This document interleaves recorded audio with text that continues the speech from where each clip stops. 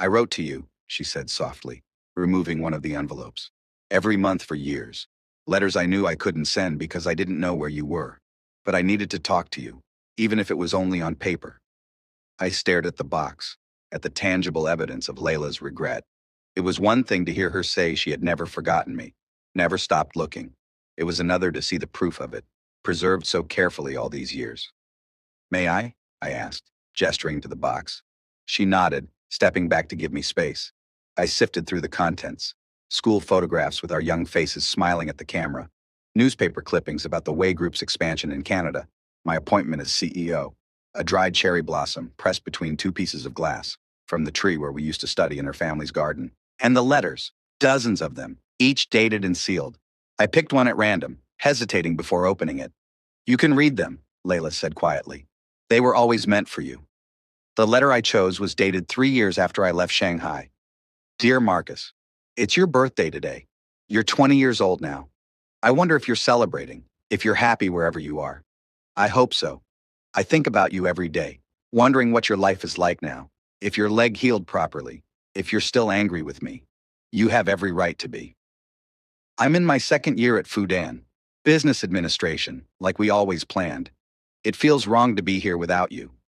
Sometimes I sit in the library and catch myself looking up, expecting to see you across the table like you always used to be. I hired another private investigator last week. This one specializes in international cases. I don't know if he'll find anything the others didn't, but I have to keep trying. I miss you. Not just the you from before that night, but the you I imagine you've become. The Marcus who is 20 years old, who might have forgiven me by now, who might someday want to hear how sorry I am. Happy birthday, wherever you are. Layla. I folded the letter carefully and returned it to its envelope, unexpectedly moved by the glimpse into Layla's thoughts during those years when I had been trying so hard to forget her. I don't know what to say, I admitted. You don't have to say anything, she replied. I just wanted you to see that I meant what I told you last night. I never forgot. Never stopped looking. Never stopped being sorry. Before I could respond, there was a knock at the door, and Layla's assistant entered. I'm sorry to interrupt, Miss Chen, but your 4 o'clock is here. Layla nodded. Thank you, Wei Ling. I'll be right out. As her assistant left, she turned back to me. I have to go, but the box is yours if you want it. I stared at the collection of memories, unsure. Part of me wanted to leave it behind, to maintain the emotional distance I had cultivated for so long. But another part, the part that had been slowly awakening since seeing Layla again, wanted to understand more about those lost years, about the parallel life Layla had been living while I was rebuilding mine in Canada. I'll take it, I decided, closing the lid carefully. Something like hope flickered in Layla's eyes. There's a business dinner tonight at the Bund. All the key players in our new partnership will be there. Will you come? I'll be there, I said, surprising myself with how easily the agreement came. As I left her office with the box under my arm, I felt as if I were carrying a piece of an alternate timeline, one where Layla and I had never been torn apart, where our lives had remained intertwined as we had once planned. Back at the hotel, I found Vanessa in the business center, preparing presentation materials for our next meeting. What's that? She asked, nodding toward the box. A piece of my past, I said, not elaborating. She gave me a searching look but didn't press. How was your meeting with Ms. Chen? Educational, I replied. She's not who I thought she was. Or maybe she is, and I just never knew her as well as I believed. Vanessa set down her pen. Marcus, I've known you for 5 years. In all that time, I've never seen you as unsettled as you've been since we arrived in Shanghai. She paused, choosing her words carefully. Whatever history you have with Layla Chen, and it's clearly significant, just be careful. Old wounds can reopen easily. I know, I said, appreciating her concern. But sometimes old wounds never properly heal because they were never properly closed. The business dinner that evening was held at an exclusive restaurant overlooking the Huangpu River. The city lights reflected on the water, creating a glittering backdrop to the networking and negotiations happening inside. Layla was already there when we arrived, greeting guests with practiced charm. She wore a midnight blue dress that made her pale skin seem to glow, her hair loose around her shoulders. When she spotted us, her smile faltered momentarily before she composed herself and came over. Mr. Wei, Ms. Lin, I'm so glad you could join us, she said, every inch the perfect hostess. Please, let me introduce you to some of our other guests. The evening progressed with the usual rhythm of business networking. Small talk, exchanges of cards, discussions of market trends and opportunities. Layla circulated among the guests, never staying too long with any one group, the consummate professional. I found myself watching her when she wasn't looking, trying to reconcile this poised businesswoman with the tearful girl from her letters, with the 17-year-old who had once been the center of my world. It was nearing the end of the evening when I spotted him. At first, I thought I was mistaken. It had been 10 years after all. But as the man turned, laughing at something his companion said, I knew with cold certainty who he was. Adrian Joe. He had aged poorly. His once athletic frame had softened, a paunch visible beneath his ill-fitting suit. His hair was thinning, and there were lines around his eyes that spoke of hard living. But it was unmistakably him. I froze, my champagne glass halfway to my lips. Marcus? Vanessa touched my arm, concern in her voice. What's wrong? I couldn't answer. My eyes were fixed on Adrian, who hadn't yet noticed me. He was working his way through the crowd, charming and ingratiating, clearly trying to make an impression. Who is that man? Vanessa asked, following my gaze. Someone from my past, I managed to say. Someone I never expected to see again. At that moment, Adrian looked up and saw me. Recognition dawned on his face, followed by an uncertain smile. He excused himself from his current conversation and began making his way toward us. Every instinct told me to leave, to avoid this confrontation. But I found myself rooted to the spot, a decade of buried anger and pain rising to the surface. Marcus Way, Adrian said as he reached us, extending his hand as if we were old friends. It's been a long time. I stared at his hand but didn't take it. Adrian, I was told you were in prison. He dropped his hand, his smile faltering slightly. Ah, well, that was a misunderstanding. Ancient history now. Is it? I asked coldly. Adrian's gaze flicked to Vanessa, clearly looking for a way to change the subject. And who is this lovely lady? Your wife? Vanessa Lynn, she introduced herself, not offering her hand. Mr. Way's business partner. Business partner, Adrian repeated, his smile turning sly. Well, Way always did attract beautiful, intelligent women. Before I could respond, Layla appeared beside us, her expression a mix of shock and anger when she saw Adrian. What are you doing here? She demanded, all pretense of hostess graciousness gone. You weren't invited. Adrian's smile didn't waver. I'm with the Jiangsu delegation, consulting on their real estate acquisitions. Layla's eyes narrowed. You need to leave, now. Come now, Layla, Adrian said, his tone condescending. We're all adults here. Surely we can be civil. Civil, I echoed, unable to contain myself any longer. You left me to die in that warehouse and you want to talk about civility? Several nearby guests turned at the raised voice, curiosity and concern on their faces. Adrian's expression hardened. That was a long time ago, Way. And as I recall, you were sniffing around my girlfriend. Some might say you got what you deserved. Something in me snapped. All the pain, all the rage I had suppressed for 10 years surged to the surface. Before I knew what was happening, my fist connected with Adrian's jaw, sending him staggering backward. There were gasps from the other guests. Someone shouted for security.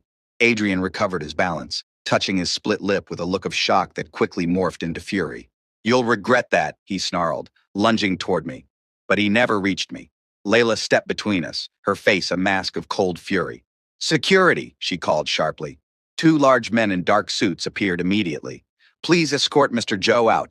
He is no longer welcome at Chen Corporation events. Adrian's face contorted with rage. You can't do this to me. Do you know who I'm representing? I don't care if you're representing the premier himself, Layla said icily. Get out before I have you arrested for trespassing. The security guards took Adrian by the arms, firmly but not roughly, and began leading him toward the exit. He struggled briefly, then seemed to realize the futility of resistance.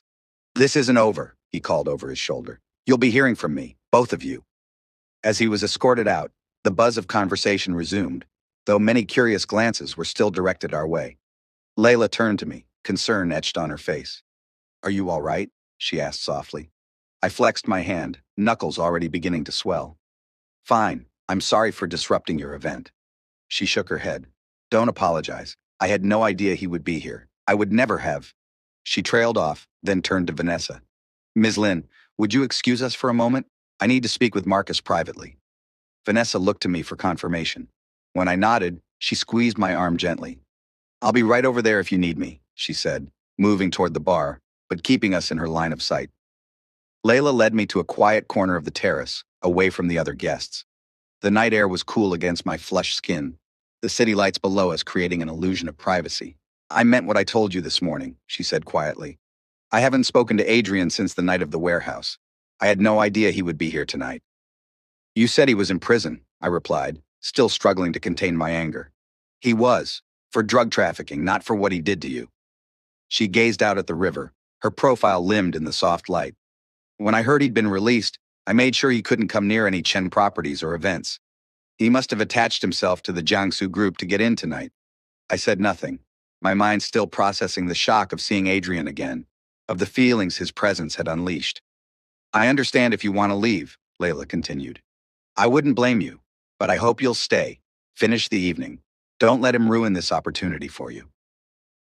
There was something in her voice, a vulnerability, a sincerity, that caught me off guard. Despite everything, despite 10 years of bitterness and resentment, I found myself wanting to believe her. All right, I said finally. I'll stay. Relief flooded her features. Thank you, and Marcus, I'm sorry, for everything. Before I could respond, a waiter approached with a discreet cough. Ms. Chen, the Siemens representatives are asking for you. She nodded, professional mask sliding back into place. I'll be right there. To me, she added, we'll talk more later? It was phrased as a question, an opening I could easily close. But instead, I found myself saying, yes, later. As I watched her walk away, rejoining her guests with practiced ease, I wondered what I was doing. Opening old wounds, revisiting painful memories. It seemed like madness. And yet there was something pulling me toward Layla, a need to understand, to find some kind of closure. Vanessa appeared at my side, handing me a fresh drink. You okay? She asked simply. I don't know, I answered honestly. She followed my gaze to where Layla stood, laughing at something one of her guests had said. She's important to you, Vanessa observed, despite whatever happened.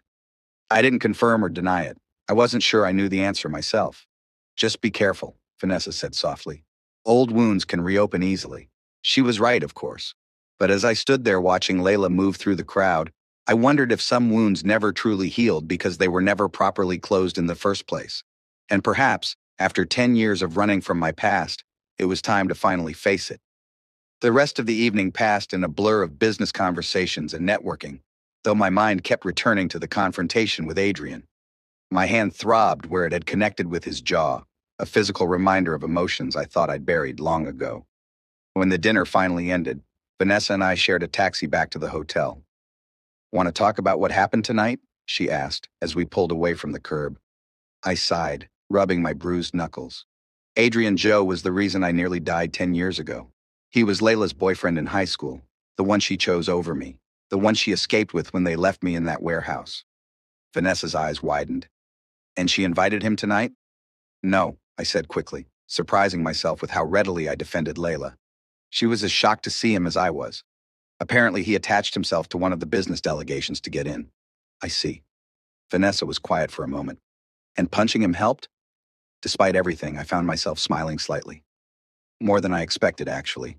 She laughed, then grew serious again. Marcus, I've known you for 5 years. In all that time, I've never seen you lose control like that.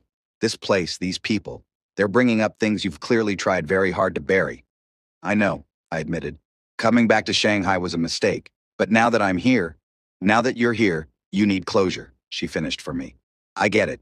Just don't let the past consume the present. We have a business to run, a deal to close. I nodded, grateful for her understanding and her practicality. The deal will go through. I won't let personal history interfere with that. When we reached the hotel, Vanessa gave my arm a gentle squeeze before heading to her room. Get some rest. Tomorrow's the final negotiation. But sleep eluded me once again. I sat in the dark of my hotel room, staring at the wooden box Layla had given me, unable to bring myself to open it again, but equally unable to put it aside. Eventually, I dozed off in the armchair, only to be awakened by my phone buzzing with a message shortly after dawn. It was from an unknown number. We need to talk. Meet me at the coffee shop across from your hotel in 30 minutes. Adrian. My first instinct was to ignore it, to delete the message and go back to sleep. Adrian Joe was part of a past I wanted nothing more to do with. But curiosity, and perhaps a lingering desire for confrontation, got the better of me. 30 minutes later, I walked into the small coffee shop, immediately spotting Adrian at a corner table. His lip was swollen where I'd hit him the night before, and he nursed a cup of coffee with a sullen expression that brightened into a smirk when he saw me. "Wasn't sure you'd come," he said, as I sat down across from him. "Make it quick, Adrian. I have a busy day." He studied me over the rim of his cup. "You've done well for yourself. CEO of your own company, international business deals. Quite the comeback after what happened. If you ask me here to reminisce about the good old days, I'm leaving," I said flatly. Adrian set down his cup. "No, I asked you here to warn you. About Layla." I raised an eyebrow. "Warn me?" "She's not what she seems," he said, leaning forward. "All that regret, all those tears, it's an act. She's using you." "Using me for what exactly?" "Your company's technology, your connections in North America. The Chen Corporation is struggling, has been for years. Your partnership is a lifeline they desperately need." I stared at him, trying to determine if there was any truth to his words, or if this was simply the bitterness of a man still smarting from being publicly humiliated. "And you know this how?" I asked skeptically. "I've kept tabs on Layla over the years," he admitted. "Hard not to, when she's become one of Shanghai's most prominent businesswomen. And I still have connections, people who work for Chen Corp, who know the real state of their finances. So you're telling me that Layla's entire show of regret, all her efforts to make amends, are just a ploy to secure a business deal?" I shook my head. "That's a stretch, even for you." Adrian's smile turned cold. "You always did think the best of her. Even after she left you to burn, you're still defending her. Pathetic." I started to rise, done with the conversation, but Adrian's next words stopped me. "She never told you what happened after that night, did she? What she did to me?" I slowly sat back down. "She said she broke up with you." He gave a harsh laugh. "Broke up with me? Is that what she calls it? She destroyed me, Wei. After we escaped the warehouse, after she called her father about you, she went ballistic, started screaming that it was all my fault, that I'd ruined her life. Then she called her father's security team." "What are you talking about?" Adrian's eyes hardened with old pain. "Her father's men beat me half to death that night, broke my arm, 3 ribs, and made it very clear that if I ever came near Layla again, they'd finish the job. Then they threw me out on the street. No money, no phone, nothing." I frowned, trying to reconcile this with what Layla had told me. "She never mentioned that." "Of course not," he sneered. "Doesn't fit the narrative of Saint Layla, does it? The grieving friend who spent a decade atoning for one mistake? The truth is, she's calculating, always has been. She used me back then, and she's using you now." A part of me wanted to dismiss his claims outright. Adrian had always been manipulative, had always known exactly what buttons to push. But another part, the part that had been trained by years in business to look beyond the surface of things, couldn't help wondering if there was some truth to what he was saying. "Why are you telling me this?" I asked finally. "What do you get out of it?" Adrian's expression shifted, something almost vulnerable flashing in his eyes before being quickly concealed. "Maybe I don't want to see her do to you what she did to me. Or maybe I just want to mess up whatever game she's playing. Take your pick." He stood, tossing some money on the table for his coffee. "Just watch your back, Wei. And maybe do some digging into the Chen Corporation's financials before you sign anything. You might be surprised at what you find." With that, he left, leaving me alone with his warnings and my own growing doubts. Back at the hotel, I found Vanessa in the business center, finalizing the presentation for our last meeting with the Chen Corporation board. "You're up early," she commented, eyeing my casual clothes with surprise. "Where have you been?" "Had coffee with Adrian Zhou," I said, dropping into the chair beside her. Her head snapped up. "What? Why would you meet with that man after what happened last night?" "He contacted me, said he wanted to warn me about Layla." I rubbed my temples, feeling the beginning of a headache.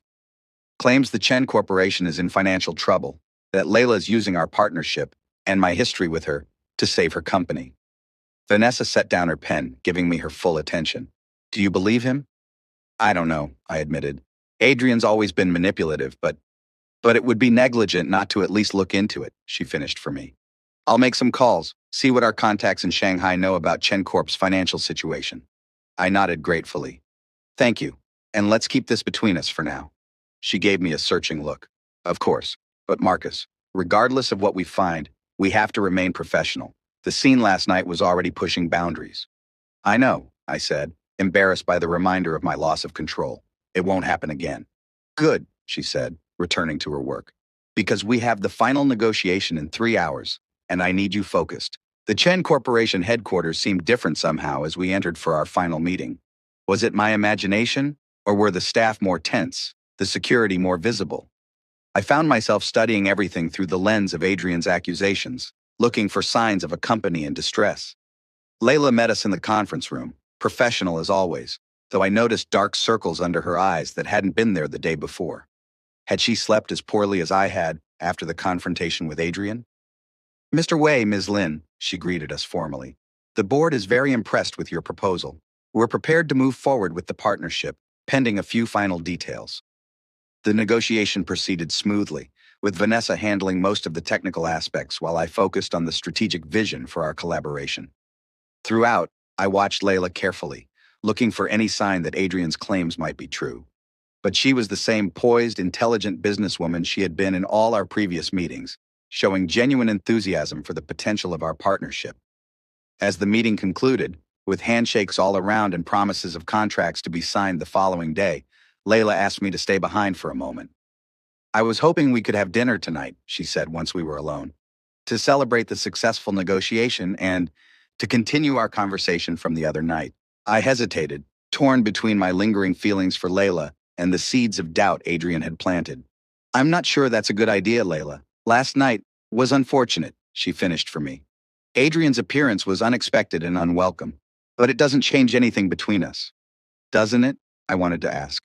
Instead, I said, I'll think about dinner. I need to review the final contract details with Vanessa first.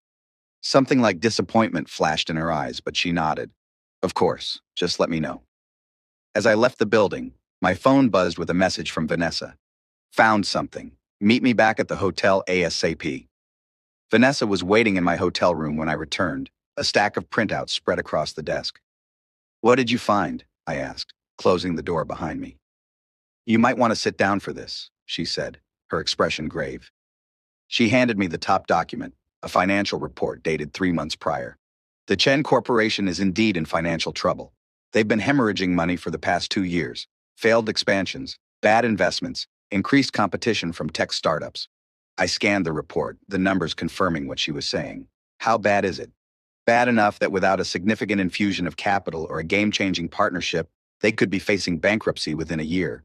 I set the report down, digesting this information. So Adrian was telling the truth, at least about that. Partially, Vanessa said, handing me another document. But there's more. I did some digging into why the Chen Corporation is struggling, and I found this. It was a news article from 5 years ago, detailing the massive medical expenses the Chen family had incurred for an experimental treatment in Switzerland. The patient wasn't named, but the timing coincided with what Layla had told me about her father's stroke. They spent nearly half their liquid assets trying to save her father, Vanessa explained. The treatment worked, he survived and recovered partially, but it nearly bankrupted the company. They've been playing catch-up ever since. I leaned back in my chair, trying to process all of this. So Layla wasn't lying about her father's health, but she omitted the financial impact it had on their company. It seems that way, Vanessa agreed. But Marcus, there's one more thing you should see. She handed me a final document, this one older and more worn than the others. I found this in the financial archives. It took some digging. It was a record of international wire transfers from the Chen Corporation to a medical facility in Vancouver, dated 10 years ago and continuing monthly for nearly 3 years. The recipient's name was partially redacted, but I could make out enough to recognize my own. The Chen family was sending money for your medical care, Vanessa said softly, just as you remembered. I stared at the document, a piece of the puzzle falling into place. Layla said she didn't know about this, that her parents had cut all ties with my family after the incident. And based on these records, that appears to be true, Vanessa said. The transfers were authorized by her father alone, not through the main company accounts, but through a private family foundation. It's unlikely Layla would have had access to that information, especially if she was being kept in the dark deliberately. I sat in silence for a long moment, absorbing all of this. The Chen Corporation was indeed in financial trouble, making our partnership crucial to their survival. But Layla hadn't lied about her father's health, about not knowing he had supported my recovery, or likely about searching for me all those years. What are you thinking? Vanessa asked finally. I'm thinking that the truth, as usual, is somewhere in the middle, I said slowly. Yes, the Chen Corporation needs our partnership. Yes, Layla must be aware of that. But that doesn't mean her regret, her desire to make amends, isn't genuine. Vanessa nodded, accepting this. So what do you want to do? The contract is solid from a business perspective. Their technology complement ours. Their market presence in Asia would save us years of development. Even with their financial issues, it's a good deal. Then we sign, I decided. But I need to talk to Layla first. Clear the air completely. Are you sure that's wise? I gave her a small smile. Probably not, but it's necessary. After Vanessa left, I picked up my phone and typed a message to Layla. Dinner tonight, but not at a restaurant. Somewhere we can talk privately. Her response came quickly. My apartment, 8 p.m. I'll send a car. Layla's apartment was in an exclusive high-rise overlooking the Bund, the kind of luxury residence reserved for Shanghai's elite. The doorman nodded respectfully as I entered, clearly recognizing me as an expected guest. Layla opened the door herself, dressed more casually than I had seen her since our reunion. Simple black pants and a blue silk blouse, her hair loose around her shoulders. The effect was to make her look younger, more vulnerable, more like the girl I had once known. Thank you for coming, she said, stepping aside to let me in. Dinner will be ready soon. I hope you don't mind, but I cooked myself. I remember you always preferred home-cooked meals to restaurants. The apartment was elegant but not ostentatious, with clean lines and a minimalist aesthetic that somehow still felt warm and lived in. Floor-to-ceiling windows offered a breathtaking view of the Shanghai skyline, now glittering in the evening light. This is beautiful, I said, taking in the space. You've done well for yourself. In some ways, she agreed, leading me to the dining area where the table was already set for two. In others, not so much. She served a simple but exquisitely prepared meal, dishes I recognized from our childhood, comfort foods we had both loved. We ate in relative silence at first, the weight of unspoken words hanging between us. Finally, as we finished the main course, I set down my chopsticks and looked directly at her. I met with Adrian this morning. Layla's hand froze halfway to her glass. What? He contacted me, said he wanted to warn me about you. Her face paled slightly. And what exactly did he warn you about? He said the Chen Corporation is in financial trouble, that you're using our partnership, and my history with you, to save your company. I paused, watching her reaction carefully. He also said that after the warehouse incident, you had your father's security team beat him up and abandon him. Layla set down her glass carefully, her composure slipping for a moment before she regained control. And do you believe him? About the Chen Corporation's finances? Yes, I've verified that independently, I said, keeping my voice neutral. About the rest? I'm not sure. That's why I'm here. I want the truth, Layla. All of it. She was quiet for a long moment, her gaze fixed on some point beyond the windows. When she finally spoke, her voice was soft but steady. My company is indeed facing financial challenges. My father's illness 5 years ago nearly bankrupted us, and we've been struggling to recover ever since. Our partnership with the Wei Group would be tremendously beneficial for us. She looked at me directly. But that has nothing to do with my feelings about what happened 10 years ago, with my regret, or with my desire to make amends to you personally. I nodded, accepting this. And Adrian? What really happened after you escaped the warehouse? Layla's expression darkened. After I called my father about you, after we learned you'd been rescued but were gravely injured, I was not in a good state. I blamed myself, but I also blamed Adrian. He had dragged me through that door, had locked it behind us. When I tried to go back for you, he physically restrained me. She took a deep breath. When my father's security team found us, I was hysterical, fighting Adrian, screaming that he had left you to die. They reacted, forcefully. They did beat him, though I hadn't asked them to. And then they took me home and him, elsewhere. I don't know where. I never saw him again until last night. Why didn't you tell me this before? Because it doesn't paint me in a particularly good light, she admitted. I was still responsible for what happened to you, regardless of Adrian's role. And even though I blamed him in that moment, even though I was fighting him, the truth remains that I made the choice to go through that door with him. I left you behind. That responsibility is mine. There was a raw honesty in her words that I couldn't help but respect. She wasn't trying to shift blame or minimize her role, even when given the opportunity. There's something else you should know, I said after a moment. Your father did support my medical care after the accident. For nearly 3 years, he sent monthly payments to the facility in Vancouver. But he did it through a private family foundation, not the main company accounts. That's why you didn't know about it. Layla's eyes widened with genuine surprise. I had no idea. My father never mentioned it, not once in 10 years. She shook her head slowly. He knew how desperately I was searching for you, how much I wanted to make amends. Why wouldn't he tell me? Perhaps he was trying to protect you, I suggested. Or perhaps he felt that the financial support was his responsibility, separate from whatever you needed to work through. She was quiet for a moment, absorbing this revelation. My father is a complex man, not always demonstrative, not always forthcoming with his feelings. But this, she trailed off, clearly emotional. This means he cared more than he ever showed. We sat in silence for a time, each lost in our own thoughts. The revelation about her father's secret support seemed to have affected Layla deeply, adding yet another layer to the complex tapestry of our shared past. Finally, she looked up at me, her eyes clear and direct. So where does this leave us, Marcus? You know the truth now, about my company's finances, about what happened with Adrian, about my father's support of your recovery.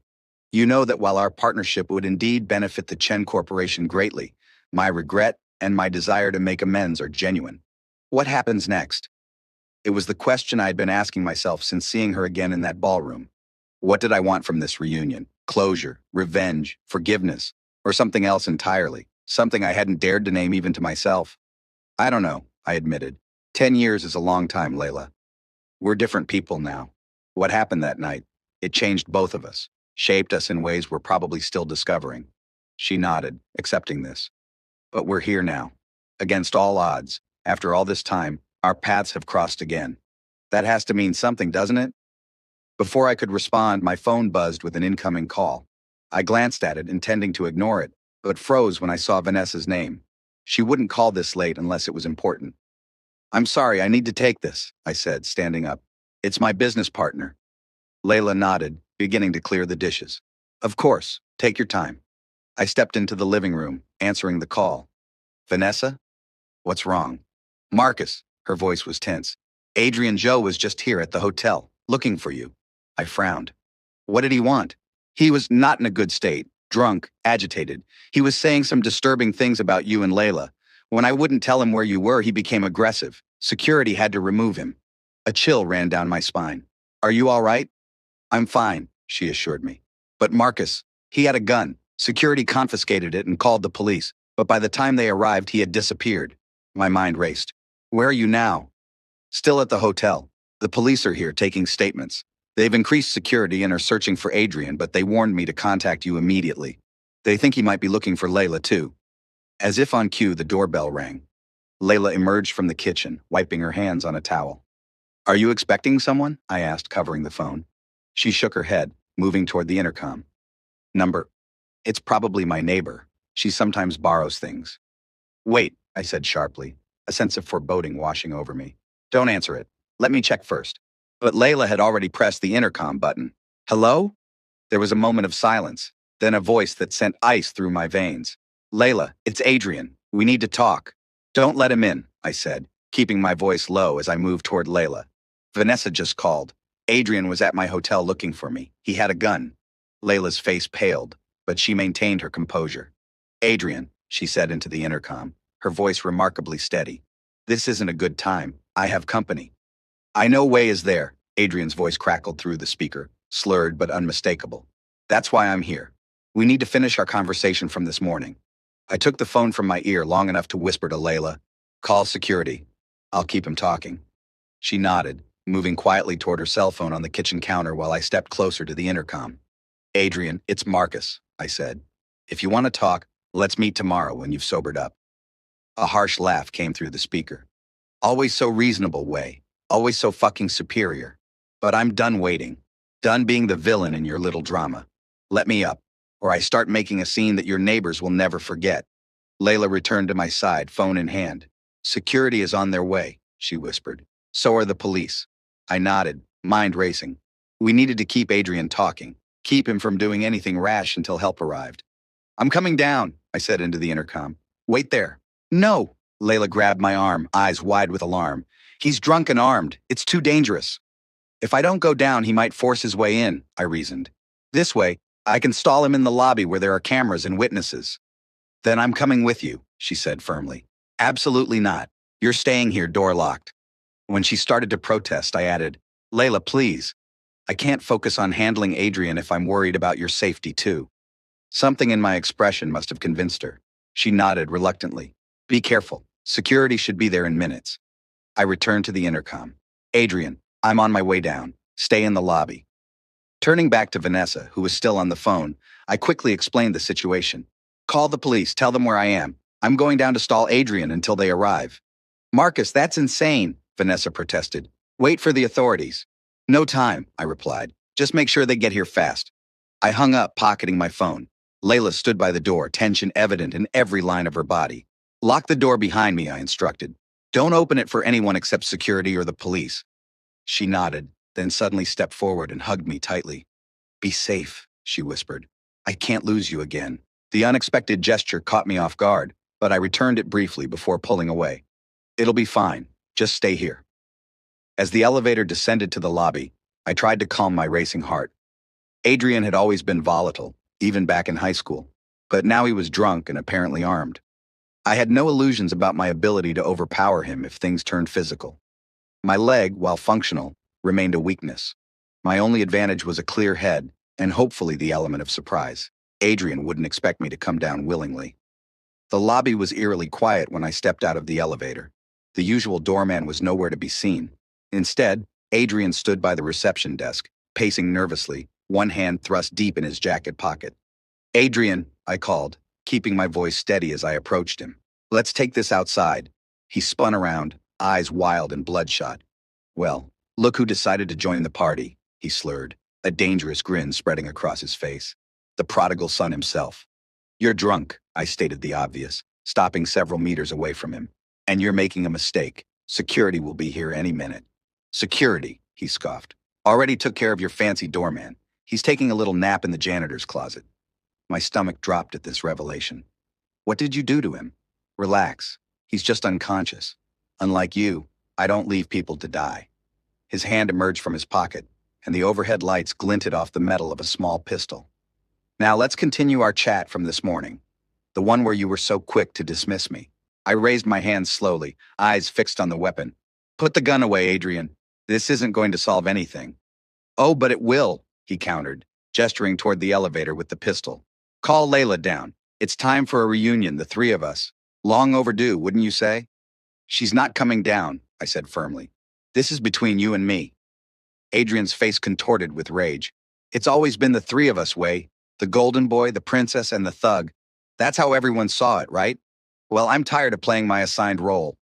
He was becoming increasingly agitated, the gun wavering in his unsteady hand. I needed to keep him talking, to give security or the police time to arrive. What do you want, Adrian? I asked, taking a cautious step to the side, trying to maneuver toward the lobby seating area where I might have some cover if needed. Money? Revenge? What's the endgame here? What do I want? He repeated, a bitter laugh escaping him. I want what was taken from me, my reputation, my future. Do you have any idea what it's like to be blacklisted across an entire city? To have every door closed in your face because the Chen family decided you were disposable? So this is about Layla's family, I said, taking another small step. Not about what happened in the warehouse. It's all connected, he shouted, the gun jerking upward briefly before he steadied it again. That night ruined everything. For all of us. You got to leave, start fresh. Layla got to play the grieving friend, the repentant sinner. And what did I get? 10 years of being the villain, of being shut out, of watching everything I touched turn to shit.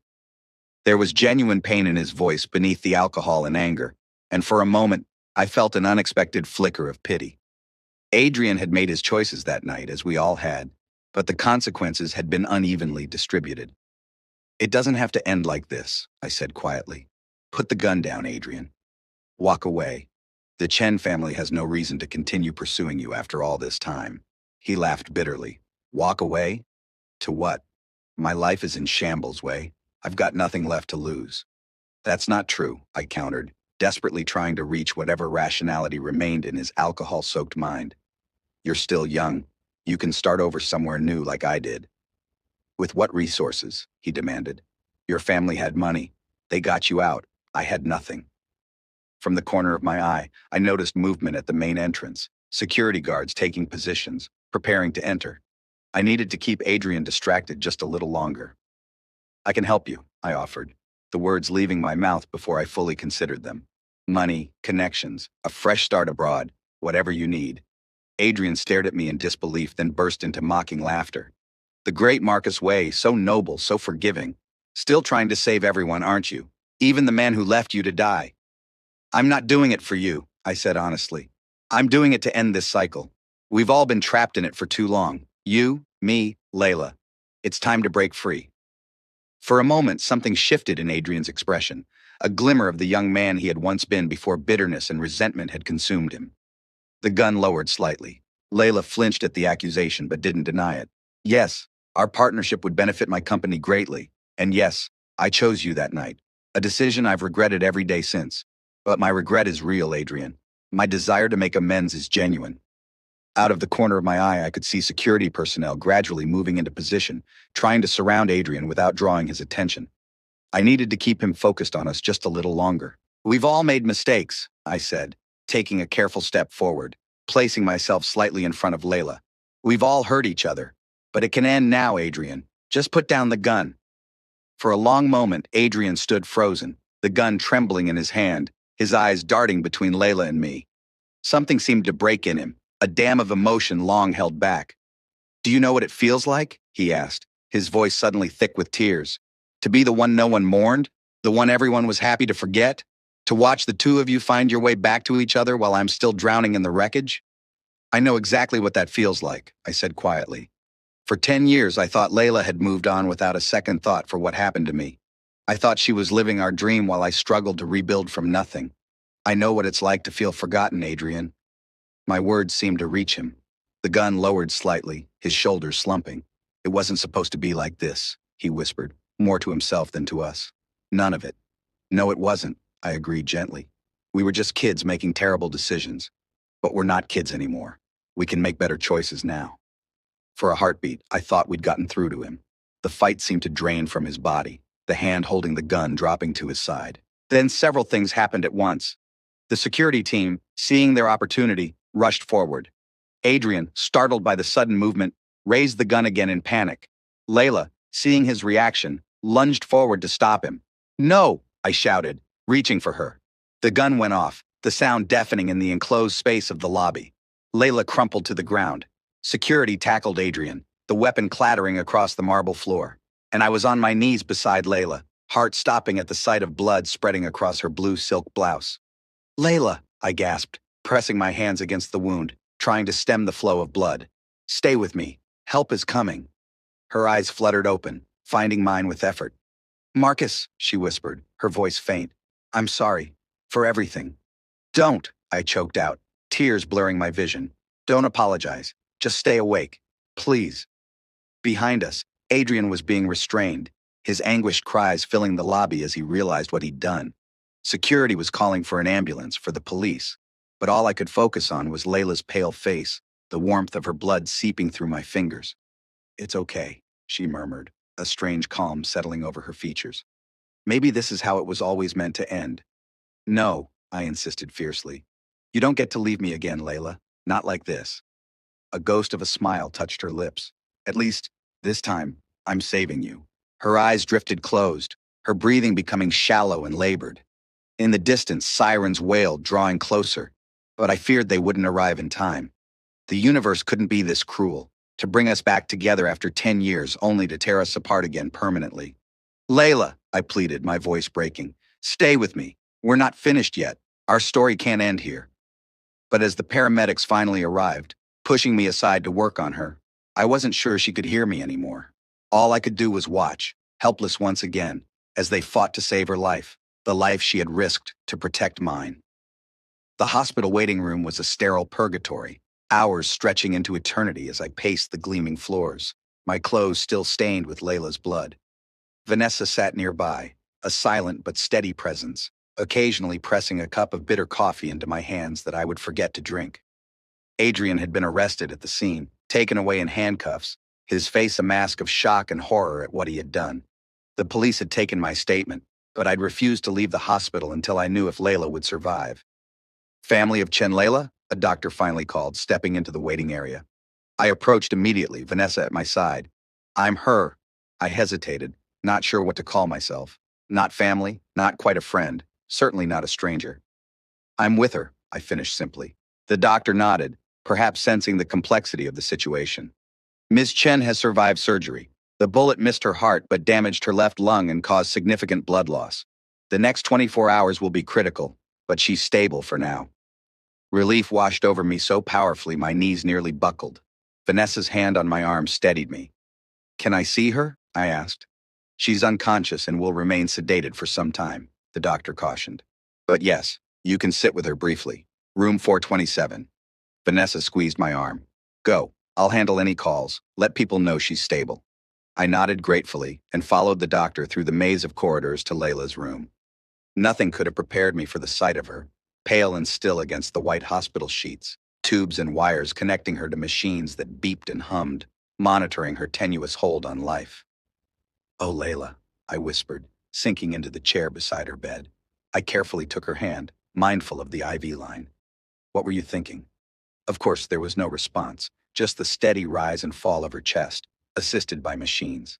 I sat with her in silence, watching over her as dawn gradually illuminated the room, painting her pale features in soft golden light. A nurse eventually came to check her vitals, gently suggesting I get some rest. I refused to leave, settling more firmly into the uncomfortable chair. I had abandoned Layla once before, though not by choice. I wouldn't do so again. Days passed in a blur of hospital routines, brief updates from doctors, and quiet vigils at Layla's bedside. Vanessa managed our business affairs remotely, postponing the contract signing with the Chen Corporation, but assuring them the partnership would proceed once Layla recovered. I was touched by her quiet efficiency, her unquestioning support, even though she had every right to be frustrated by the personal drama that had derailed our professional plans. On the third day, as I dozed in the chair beside Layla's bed, I felt a slight pressure on my hand. Opening my eyes, I found her watching me, gaze weak but aware. "You're still here," she whispered, her voice hoarse from disuse and the breathing tube that had been removed only hours earlier. "Of course I am," I replied, relief flooding through me at the sight of her conscious. "Where else would I be?" A tear slipped down her cheek. "I don't deserve that. After everything—" "Shh," I interrupted gently. "You took a bullet for me, Layla. I think we're beyond keeping score." She managed a weak laugh that turned into a grimace of pain. "Don't make me laugh. It hurts." "Sorry," I smiled, squeezing her hand lightly. "Rest now. We have time to figure everything out." As she drifted back to sleep, I realized it was true. For the first time in 10 years, we had the luxury of time to heal, to forgive, to decide what kind of relationship we might salvage from the wreckage of our past. 2 years later. The Vancouver skyline glittered in the early evening light as I stood on the balcony of my apartment, watching the sunset paint the harbor in shades of gold and crimson. Behind me, I could hear Vanessa on the phone, her voice drifting through the open door as she finalized details for tomorrow's board meeting. "Yes, Ms. Chen confirmed she'll be joining via video conference," she was saying. "The Shanghai office will have all the necessary materials prepared." I smiled at the mention of Layla. Our partnership had flourished over the past 2 years, the Wei Chen Alliance becoming a model of successful international collaboration. The Chen Corporation had recovered financially, and our companies had grown stronger together than either could have alone. Personally, things had evolved more slowly, more cautiously. After Layla's recovery, she had returned to Shanghai to continue her rehabilitation and to resume leadership of her company. We had maintained contact, daily calls at first, then weekly video conferences that were ostensibly about business, but inevitably drifted into more personal territory. 6 months ago, she had surprised me by announcing the opening of a Chen Corporation office in Vancouver to strengthen our North American presence. We both knew it was more than that. It was a bridge between our worlds, a chance to explore whatever might be possible between us without the pressure of all or nothing decisions. Vanessa finished her call and joined me on the balcony, handing me a glass of wine. "Layla sends her regards, says she'll be in Vancouver next week for the quarterly review." I nodded, taking a sip. "I know, she mentioned it during our call yesterday." Vanessa gave me a knowing look. "You two spend a lot of time on calls for people who are just business partners."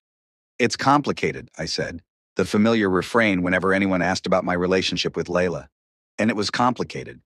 We weren't exactly friends, not in the carefree way we had been as children. Too much had happened, too many scars had formed. But we weren't simply business associates either. There was a connection between us, forged in fire, tempered by pain, but stronger perhaps for having been tested so severely. "Life is complicated," Vanessa agreed, leaning against the railing beside me. But sometimes we make it more so by overthinking. I glanced at her, raising an eyebrow. When did you become so philosophical? She laughed.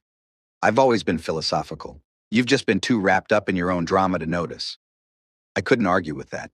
My reunion with Layla, the confrontation with Adrian, the shooting, it had consumed me for months. Even after the immediate crisis passed, I had spent countless hours analyzing the past, trying to make sense of it all, to find the perfect resolution. You know, Vanessa continued thoughtfully, not everything needs to be resolved perfectly. Sometimes good enough is, well, enough. Her words struck a chord. Perhaps that was the key I had been missing. Layla and I would never have a perfect relationship. Too much had happened. Too many wounds had been inflicted.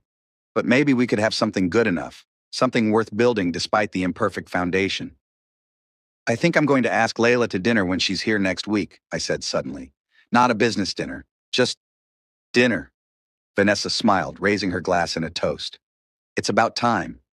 As night fell over Vancouver, I thought about the long, winding path that had led me here, the betrayal that had nearly killed me, the decade of exile and rebuilding, the unexpected reunion that had reopened old wounds but perhaps finally allowed them to truly heal.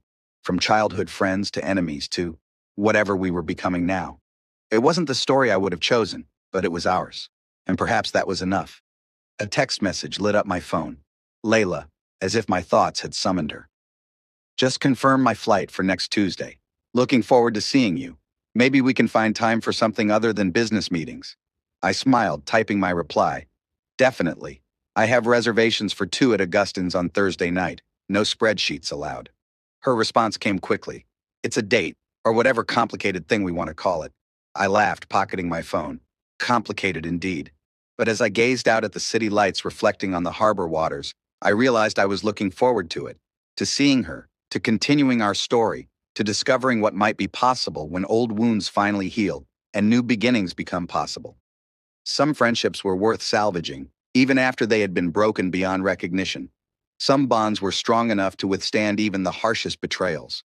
And sometimes, the most unexpected reunions could lead to the most meaningful second chances. The end.